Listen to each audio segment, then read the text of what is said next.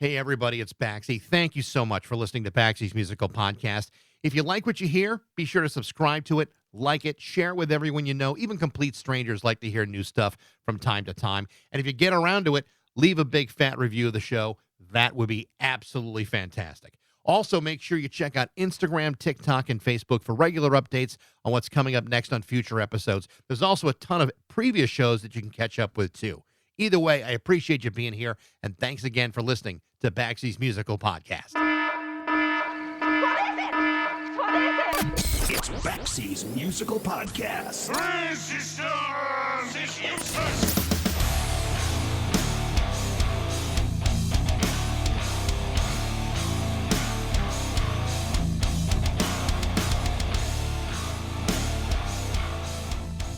There is this belief that in order to be a great guitar player, you have to be able to shred. You have to be able to run up and down the fretboard like your hands are on fire. You have to be able to cram about 10 billion notes into every song you play. But in my opinion, all of those things are totally unnecessary. And not to single anybody out, but I think we can all name a few names of exactly the sort of musicians that I'm talking about. The truth is that the greatest guitar players in the world aren't those kinds of guys. The truly great musicians are often great because what they don't try to play. These are guys that show restraint, create breathing space, supply different textures, and often let the song dictate what is and what isn't necessary. To me, that's a whole lot more interesting than listening to a guy who's just simply trying to show off. Give me a guy that understands restraint and the unlimited emotional capacity of his instrument, and that's a whole lot more interesting than a guy who has no idea what the hell I'm talking about. One of those guys that does know what I'm talking about is my guest today, Jim Fairchild. In 1995, Jim Fairchild joined the band Grandaddy, a band that he would stick with for the next 22 years and release 5 albums. But just before the band broke up in 2006, he became a touring member with a very successful indie rock band, Moust. And while his first run only lasted about a year, he would rejoin the band again in 2009 and continue as a touring member for the next 12 years, and would appear on 2 of their albums, Stranger to Ourselves in 2009 and 2021's The Gold Casket. But Jim Fairchild's career didn't just stop there. In 2007, he released his first solo album, 10 Readings of a Warning, under the name All Smiles. Jim has released 4 albums as All Smiles, and in 2021, he released another solo album called The Valley, the Mountain, and the Sea under the name Small Isles. Last month, he released the latest Small Isles album, an instrumental record called Everything on Memory. And these are very atmospheric records that are absolutely beautiful. It's also been announced that the new Grandaddy album is coming out in February called Blue Wave. And the first 2 singles off that album, Water Cooler and Cabin in Mind, are just fantastic.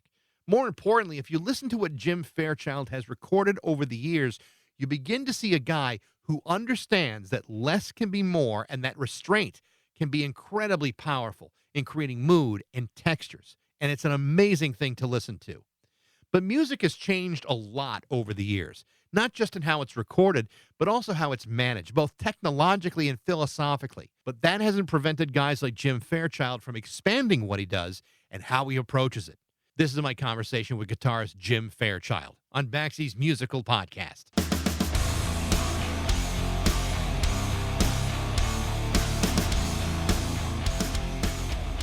How's it going? I'm really good. I want to. I got to apologize for last week. We're supposed to talk, and I had this technological dumpster fire in the house, and so Dude, all good. No worries. No, I thank you for being cool and in rescheduling this. You know, I mean, the funny thing about it is like with all the talk of AI generating its own music, I can't get Pro Tools from shitting all over itself. So it's funny to me that one of the recurring themes about Granddaddy's music has been about the pitfalls of technology. That looks like it hasn't gotten any easier for anybody. In fact, it may have even gotten worse.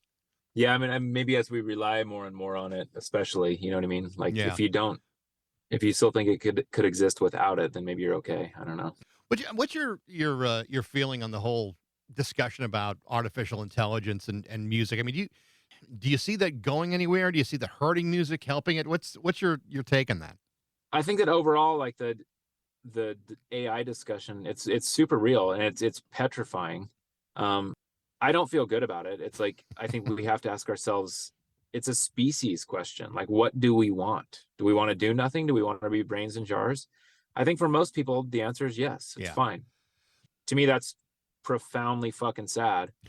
But I think that most people, the sad truth of it is that most people are going to be content to say, like, make me a song that sounds like Max Richter and Slayer together, and the machine will spit out some really fucking crappy bullshit, and they'll be like, cool, wow, the machine did that, that's amazing, the machine did this. And I think that the truth is, like, most people are going to be happy with that, and it's going to happen on every level. I mean, I have like friends here who are like attorneys, and they're like, yeah, in 5 years we don't have jobs. It's over. I think this may be a little esoteric. I don't know. I mean, to me, the appeal of great music is that it brings you in touch with a certain level of humanity from the artist. And to say that a machine couldn't make music, it's just not going to be very good music. There's no humanity or feeling or any of that. And it's just, I think if you're like a fan of music, that's always going to be a missing, an important factor that could be lost if we allow that to happen.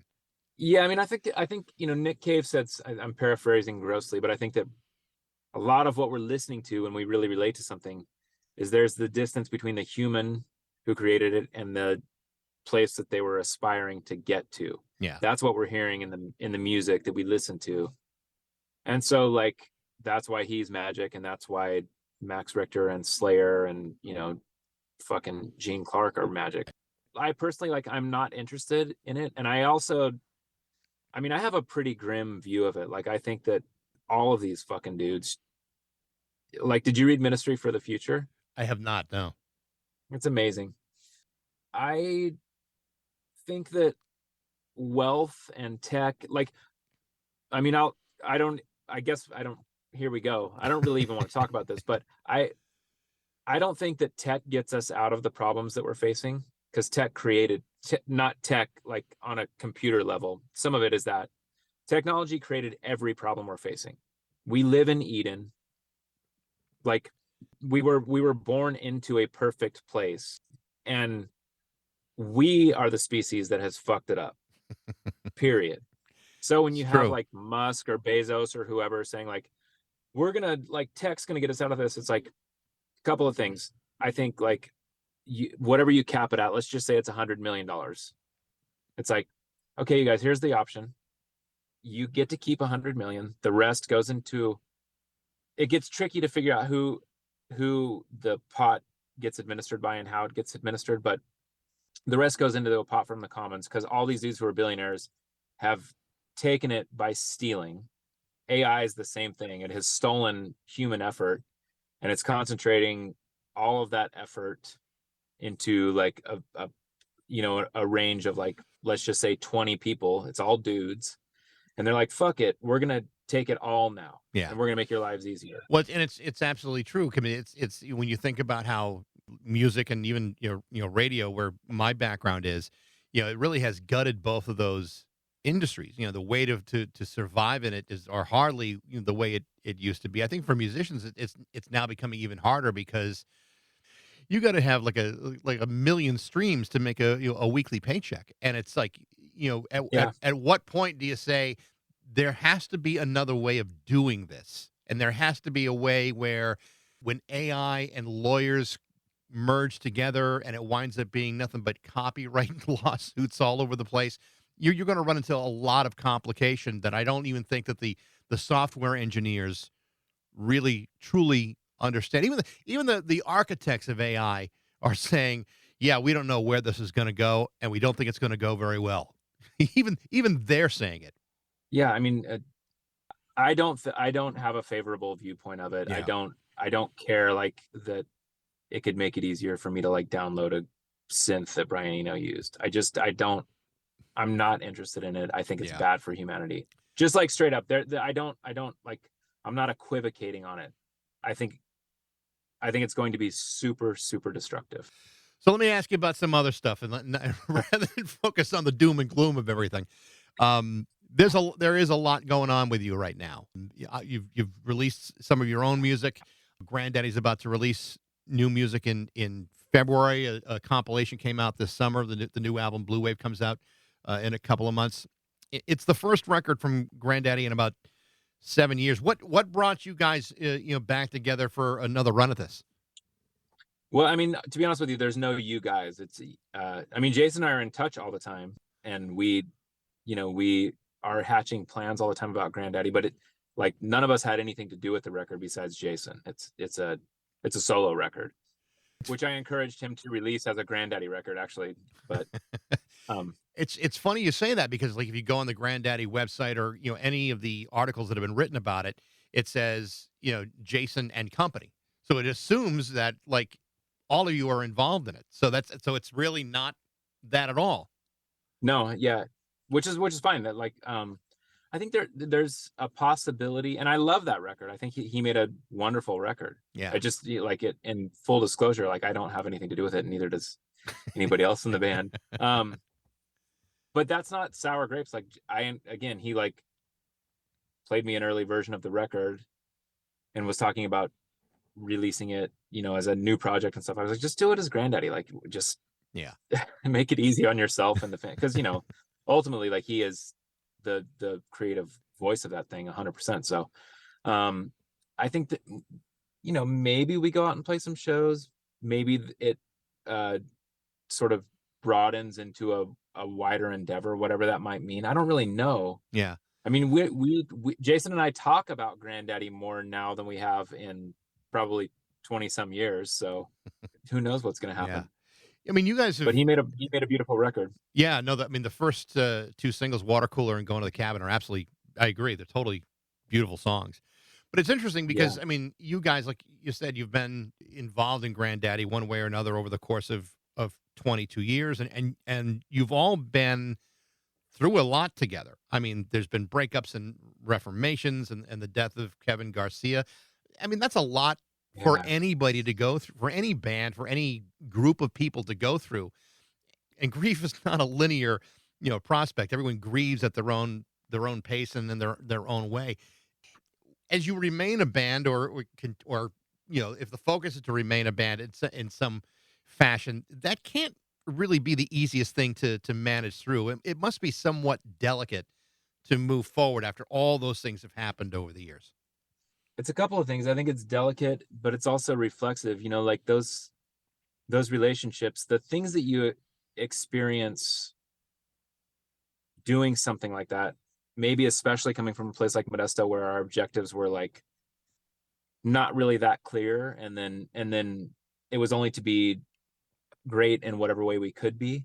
And then when the objectives expand far beyond where you could have imagined, experiencing that with those personalities is like such a cementing crucible, really. Like, I remember not very long before Kevin passed away, I had to leave the last Grandaddy tour because Natasha, my wife, had just gotten pregnant. We had just moved into a house. I left her in this like house full of boxes, and she had morning sickness, and it was like, you guys, I can't do this. I gotta go home. Yeah, it's not fair to Natasha, which they were totally understanding about. But right before I left, I had this realization, man, where like I was looking around the van that we were traveling in Europe, and I just had this profound moment of like satisfaction and love, where it's like everything in my life that I really care about comes from my relationship with these four people.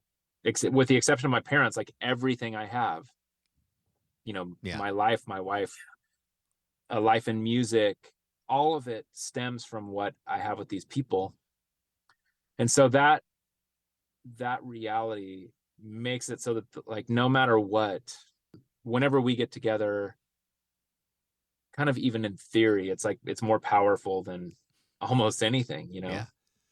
So when you suggest to Jason, to release this as a Grandaddy record, I mean, that's a kind of a selfless thing for you to even suggest, because I mean, you have been a part of the history of that band. I mean, do you see it that way? Does he see it that way? Man, I don't know. I mean, I guess maybe it is, and maybe he sees it that way. I think, as I've gotten older, a few things have become very clear to me. And among those is the idea that, like, if I'm totally honest, like I put, and all of us put, way too much pressure on Jason, like, because we didn't know how to exist outside of the context of the songs that he created, basically. And then as I've progressed in this life of music, like, I've done all these other things in addition to whatever I have done with Grandaddy, right? So it's like I have made a bunch of music on my own, and at this point, I feel like I'm making better music than I ever have, almost in any context. And that's it's definitely not on my own, but it's outside of the context of Grandaddy. Sure. Or maybe it's not, but it's without their participation. And then, I was in Modest Mouse for a long time, and I've done the job at Danger Bird, and I've produced other people. And so now it's just like, it feels more important to me that that music exists as potentially Grandaddy, because anything that could draw people back to that endeavor, like the overall thing of Grandaddy, anything that could do that is good. Like, I think Jason is an extraordinary songwriter. A lot of his best work has been, I mean, he released a couple of solo records, but a lot of his best work has been under the Grandaddy name and umbrella, no matter how that stuff was created. And so at this point in my life, it's just a part of a critical, essential part, but it's a part of what I do. It's not everything. And with that realization, then I think the way that it exists and is contextualized doesn't feel as, like, I don't know, life and death, I guess. Yeah. So I have spent a good deal of time listening to your record, Everything on Memory. I think one of the things that really impresses me about you, and not just in your solo work, but really in everything that you've done, is you play and write music with a great deal of restraint, and there's atmosphere and texture to it, and it's really quite beautiful. And not every musician embraces that or even understands all of that. Tell me about how Oh, thank you. you settled into that space, because I think it's a really significant point about what you do. As I was listening to it, just last week, I'm going, this is a really, you mentioned Brian Eno. There's a part of me that kind of sees a little bit about like Brian Eno's ambient music, but but it's certainly very much your own. Tell me about how you settled into that pocket. I mean, like anything, it's a mosaic of so much stuff. Part of it was like in the wake of me having been in Grandaddy for a lot of my life, and then starting to play with Modest Mouse for the first time in 2005, and unpacking those songs. Isaac and Modest Mouse's songs are so simple comparatively, like, Hmm. which is not to say that they're any less elegant or composed or whatever, but the fundamentals of them are a lot more simple. There's that. And then, like, really starting to address why I loved country music. A lot of that music is very simple. And then also, part of what I've listened to has been scores. I've always loved scores since I was a teenager. And so that carries back over to, like, getting into some of the Brian Eno stuff and Cluster and maybe Noi and things like that, where it's just kind of a groove that goes on, or Talking Heads even, where it's just like, it could be a groove for 5 minutes. But I think at this point in my life, I really appreciate you saying that, but I couldn't have made any of this music when I was even in like my 30s. I had to get around to the point where it's just like, stop trying to impress yourself by impressing other people or something like that with your, just like, it can kind of be reflexive. I mean, that first song on Everything on Memory, Sure I'm Happy, it wasn't until we got done tracking it that Jacob and I were talking about it, and it's like, oh, there's only 2 chords there. Yeah. It's just 2 chords that repeat for whatever it is, like almost 5 minutes, I think. But it's like, I think before I would have been like, oh, I need to get more information in here, because this makes that more of a song, a complete thing or whatever. And I just don't feel that way anymore. Yeah. Well, that's just the thing. I think there are so many musicians that feel this temptation that more is more, when in fact less is more. That the true greatness of guitar players is what they don't play rather than what they do play. It's not just guitar players too, because drummers do it, singers do it, keyboard players, certainly do it, and they overplay, and it doesn't necessarily serve what's best for the song. Just like you're saying in this case, you hear the song and say, "Well, do I need more?" Well, maybe I don't, because it's more powerful on its own without all the extra stuff. Yeah, I mean, it's that's I can't say it any better than that. That's just the thing is, but I think that for me, maybe some people get that younger, but for me, it just took a long time to get around to that, being comfortable with that idea. Like, well, I guess that's done. Yeah. Or maybe the arrangement can, provide the additional bit of twists and turns and departures because I still want all of that stuff to happen, but maybe it just doesn't. Before I'd be like, well, we've got this whatever 5-chord sequence that happens for the entire song, but then we need to make sure that there's one other thing that really like bends my ear. But maybe that other thing is like completely switching up the instrumentation or making it even simpler. Like there's a lot of ways to skin the cat, but for me at this point in my life, is like, especially the scoring work that I do, like I'm always just thinking like, what is the least amount that I can put in here and still get the message across. So unlike other stuff that you've done, like All Smiles is very different from Small Isles. I mean, the Small Isles record is an instrumental project. When you're Mhm. writing music specifically for an instrumental, do you find yourself writing differently because you don't have the additional burden of trying to squeeze lyrics in too, or is it really the same process without lyrics? In other words, would you find yourself writing music for the purpose of having lyrical content in there as opposed to just having the instrumentation sing the song for you? Yeah, I mean, I guess it is different somehow. I'm so in this world right now. Like I'm so into this idea that there is narrative that's implied but not explicated. Um, so I'm trying to get that across with color and sonic color and melodic gestures and things like that. But again, saying all that, like it's just been so long since I haven't made any lyrical music for about 5 years now. So I guess right now it just feels like part of a continuum. Like maybe I'll get back to it. I don't know. But I guess it just seems like an extension of, because I'm trying to do basically the same thing, like, make myself feel something, like embody some place that, doesn't exist. But, a big thing with Small Isles is that we're told so much now, like we're just bombarded with information. And I'd want not that this is not information, I just don't want it to have an explicit perspective. There's a lot of implication there because of the types of sounds and tones and chord structures.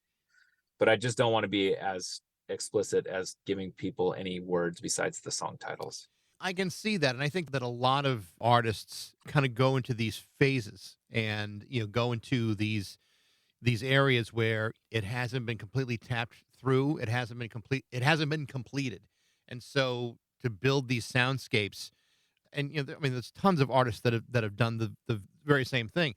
I think until you've gotten to that point where you say, okay, now I have exhausted this, that you stay there until you're ready to move on to the next thing, and that could be anything.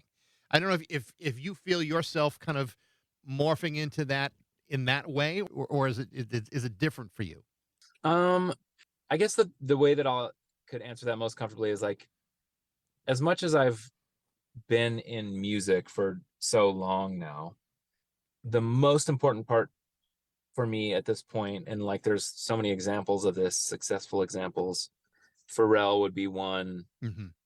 Damon Albarn is another one. I think Eno is another one, where it's just like, just go and do the work. Like you don't have to work like actual banker's hours. I don't think I could do 8 hours a day, but I need to go to the studio like 5 days a week, a lot of the weeks out of the year, and go through the process of interrogating what it is that is intriguing about music to me right now. Yeah. Like I need to solve those riddles. And you hope that, or my hope is that over time, as I solve more of them to my satisfaction, that they're, because music, one thing that I definitely have realized over the last few years is it's infinite. Like as much as I know about Western song or whatever, like those chord sequences and those melodies and things, I don't know anything about music. I mean, because it's just like, if you're going to go, you're going to go to Colombia or go to Mali or, like my wife and my son both do Muay Thai, which is like Thai kickboxing. There's like the Sarama music. I don't know anything about music, and so my hope is that as I solve those riddles, it just reveals the infinity of those riddles, right? So there's more and more and more, Right. which is to say that it could be like in a year, I'm back trying to only make lyrical songs, or like Jason and I are working on something, or like Isaac and I are writing who knows what, like I don't know, but I just want to stay in it enough to know that there's these additional paths unfolding, and I need to continue to, like, because Michael, it's such a, I'm old now, and I have a son, and I don't feel old, like I'm healthier than I've been, and I can run further and all these different things, but the fact is, like, to a 22-year-old kid, they're like, that old dude's making music. So I'm gotten to the point where I'm comfortable being sentimental about the following, which is like, I can't believe that I get to do this still. Like, and I'm so appreciative of it that, like, I'm working on this. The Small Isles thing just came out. I have 2 records in my head that I'm starting for next year. 2 more Small Isles records. I'm scoring a TV show. I'm scoring a movie. There's talk of doing stuff with other people, people that I've worked with in the past that I've been talking to, both the guys I just talked about, like, what else could we do? The point is, like, I feel like it's a tremendous gift for sure, but also responsibility. Like, I get to do this. This is crazy, man. I think part of that is the aging process, because I'm a little bit older than you, and I think, as I know, as I've aged, I've kind of, a little bit more in touch with gratitude for what, for the things that are in my life, the things that I can do, the things that, I'm grateful for, the things I no longer have to do. I mean, this, I think as you go through the years, you really start to understand what you've been through. I mean, there's a certain kind of, self-awareness that kind of, pops up over the years. It sounds that's kind of like what you've been going through too with music and with the people in your life. Totally, man. That's, I don't know. Natasha, again, she's like, God, she's younger than me. She's like, she doesn't say this explicitly, but basically like, God, you corny old sappy dude. But like, I look at her and I'm just like, I can't believe that I have this relationship with you, this love, and like, now we have a son and we have 2 dogs and we live on a mountain in Ojai, and it's like, there are struggles and all these different things, like, and you gotta stay on it, and we gotta pay the bills and all these things, but like, I can't believe that we are where we are in this life. And so along with that, and then back to the Jason thing, like, there were times in my life where I really resented Jason. Most of that was super, like, misdirected. I love Jason. That's all I can say is I love him, and I appreciate where our relationship is. And it's the same with Isaac. Like, Yeah. I left his band, but we still talk about things, and it's not, I haven't foreclosed the possibility. Neither of us have foreclosed the possibility that we will continue to be able to do something, because ultimately it's like, there's just so much love for all of the steps in the process that led me to this place where I'm talking to you, like, on a, it's crazy, man. I do want to ask you a little bit about Modest Mouse for a second, because you have been like a touring member. I think starting back in 2005, you've been with them in many different ways over the years. How did you get to be involved with them? How did that start? Well, the short answer is that Natasha and I lived in Portland for the summer in 2005, and Dan Gallucci was leaving the band, and Isaac knew that I was in town. We weren't friends at that point. We had met a couple of times, but we didn't know each other really. And he was into Grandaddy, and so Dan was leaving the band, and they needed somebody to fill in for the last shows that they were doing for the Good News for People Who Love Bad News record. And he just called me out of the blue. He got my number from Joe Plummer, who remains a close friend, who was in the band at that time, and just said, hey, will you play these shows with us? And then there was the period of time when Johnny Marr was in the band. So there were like a lot of different ways that it could have worked. The way that it worked out was that Johnny joined the band for almost 3 years, and then at the end of 2008, Isaac called me again and was like, Johnny can't do these next runs. Can you do them? And then I was just in the band again. And I was just in the band from the end of 2008. I think we started practicing until I left in 2021. And we wrote we wrote For Strangers to Ourselves, which is the record that came out in 2015. And I co-wrote the last big single from the last record that came out, The Golden Casket, and then we lost Jeremiah almost a year ago. So like, I don't, it's never really been the nature of Isaac and my relationship that, we remain in constant contact. Definitely when we lived in Portland, we would see each other a lot. But, I guess the headline is, I love Isaac and I love making music with him. I love his band and I love that world that he's created. And that's it. I'm really proud of, there's a few songs that he and I made together that are among my favorites that I've ever been a part of making. It's funny because when I hear you talk about that and the things that I know of Modest Mouse, if I had been you and I had been in your shoes at the time, 2006, I would have told everybody I knew that the only person that could replace me would have been Johnny Marr from the Smiths. I'd be telling that bullshit story to everybody. And I'd be telling everybody when he left, he was okay, but they really wanted me back. That's the other part I would have told everybody. Yeah, life is really so funny.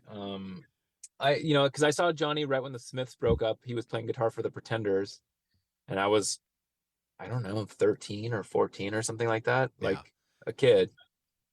And Johnny wasn't that much older. I think Johnny's only like 10 or 11 years older than me, but he was, in like his early 20s. He had already done all this crazy stuff. But, he's a person who's been in my life with me as a fan for, decades. And then, he's a legend. And I remember, so I practiced with Modest Mouse. We played these shows. And then at the end of these shows, this is in the fall of 2005. At the end of these shows, Isaac's like, hey, man, I just wanted to tell you, before we met you, I love playing with you, but we asked Johnny Marr to come out and write a couple of songs with us. And I was just like, fuck, shit.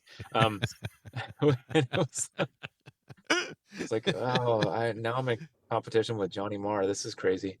Life, I don't know, dude. Life is, or my life has been it's been more bizarre than I probably would have predicted. But also this is always what I wanted to do. Like, this is, starting with that era of like watching Johnny and going to see Metallica at around the same time, and U2 and Iron Maiden and all these thrash bands from the Bay Area, Violence, and then early Primus. Like, it was always a case of like, oh, like, this is what I want to do. This is what I feel like I could be good at this. I could add something to the conversation. And now, with knowing that there's probably less of my life in front of me than behind me, like, I really want to be deliberate about not only adding to that conversation. A great part about the work that I do at Danger Bird is being able to pass along all these lessons to people who are often younger than me, younger musicians, people like Brendan from Millie and the people from Mediocre, like being able to not only talk to them about music, but all the stuff that surrounds it. And like, this might be a way that you could make a life in this world, because if you strip away all the artifice and bullshit, which I think those younger kids are a little better at than we were, even, like, it is a cool thing. I wanted to ask you about that because you've been with Danger Bird as the A&R director since, I think, like around 2020, like just around the pandemic starting or so. Yeah, that's right. Yep. I mean, I consulted with them throughout 19, and then, or late 18, early 19, and then 2020 I took over as the director. Yep. So let me ask you this, because when it comes to being on the independent label level, you're looking at a lot of young artists. Many are not terribly established yet. They're really kind of looking through things and through wide eyes and rose-colored glasses and all that. What are you looking for when it comes to a new artist, especially now when things are so, as we started talking about things being in such flux in the music business? What kind of artists are you looking for, and which ones do you most appreciate working with? Well, the shortest answer at the fundamental level is it's just like making music. It has to be like this reflexive response, like, yep, that I dig. And then from there, I mean, it just becomes, I think I've gotten better at figuring out how I would be able to help people really. But from there, it's like talking to them about what their objectives are. Can I be in any way like generative, and can the label be generative and productive with those desires, and in collaboration with those desires. But also, like, it's so hard to do this for a living. There's not everybody has the things that would be required to, especially now, to do all of the stuff that you have to do to make people aware that you exist. Right. It's just, so it's like, do you, I guess the second level to it, beyond the reflexive appreciation for their music, is, do you have the energy and capacity to do all the stuff, to tour and make people aware that you exist? It's Right. It's not easy. And then to educate yourself on business too, because that's such a big part of it. Now the artist has to be involved in every aspect of what they do, business and marketing and merchandising and all that stuff, the stuff that puts food on the table for musicians. Yeah. And I try to be really, I don't try to be, that's one of my biggest responsibilities in that world, is like, these are your copyrights. These are the ways that you can make money. And you have to be, because nobody told us that stuff when we first got signed in Grandaddy, really. Like, Yeah. we kind of knew what the master copyright was, and we kind of knew what the pub copyright was, but not really, And so, like, I want them to have a very clear understanding of what all of that is, like, from the jump. And it's like, okay, we're gonna, using fictional numbers, but like, we're gonna loan you $50. It's favorable, like, it's indie label, it's 50-50 after, but like, we're gonna loan you $50.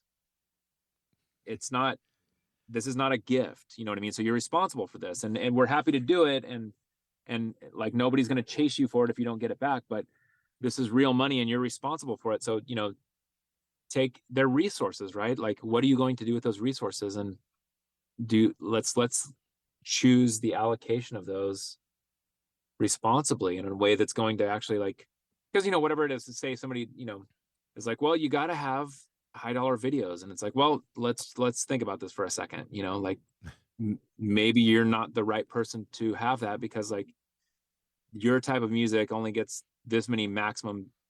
Would that money be spent better in this other thing, like you going out and touring or whatever? Like, there's Sure. no right answer, but like, let's actually think about this. I would assume that any young kid who's doing this for the very first time, those are really important lessons to learn. I mean, it's their future. Yes, especially copyright and publishing, all those things that so many other artists have just gotten screwed over. The decades and generations of music, to know that stuff now, I think is going to be a really important lesson for a lot of these young kids. Yeah, I mean, I hope so. It like, that can inform you in very positive ways. It shouldn't feel like intimidating or whatever. It's all simultaneously completely opaque and arcane, but also like pretty simple. It's like, there's a lot of resource extraction that can happen along the path, but here are your resources. There are not that many of them. Well, Jim, look, I'm so glad we were able to redo this and to finally. Hey, thank you, fi- Michael. I yeah. appreciate it, man. Yeah, best of luck with the record, and I hope you just continue to have success and gratitude and everything else. Hey, thank you so much for digging in and listening and being there for music. Thanks, Jim. We All right, appreciate the time. Take care. The name of the new album from Jim Fairchild, Small Isles, is called Everything on Memory, and yes, there is a new Grandaddy record coming out next month. Thanks for listening. I hope you enjoyed it. Remember to like it, review it, and subscribe to it. Be sure to follow our regular updates on Instagram, Facebook, and TikTok, and you can also email me at bax@rock102.com. I'd love to hear what you think. Thanks again for listening to Baxy's Musical Podcast.